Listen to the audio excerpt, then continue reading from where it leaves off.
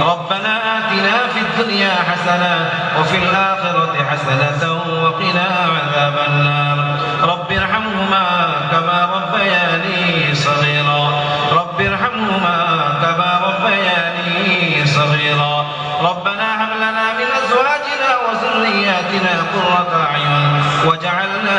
للمتقين إماما اللهم إنا نسألك العفو والعافية والسلامة في الدين والدنيا والآخرة اللهم أحسن عاقبتنا في الأمور كلها وأجرنا من خزي الدنيا وعذاب الآخرة اللهم اغفر لنا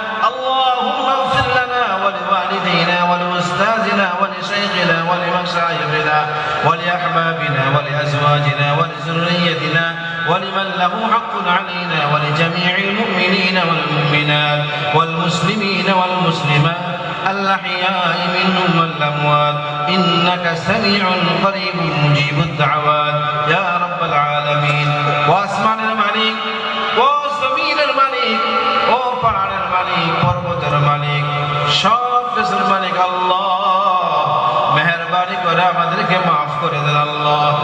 মেহেরবানি করে আমাদেরকে ক্ষমা করে দেন আল্লাহ আপনি আমাদের মালিক আপনি আমাদের মাবুদ আপনি আমাদের মুনিব আপনার দুয়ার ছাড়া দুয়ার কোনো দুয়ার নাই আল্লাহ ভিক্ষুকের মতো কাঙ্গালের মতো ফকিরের মতো অভাবীর মতো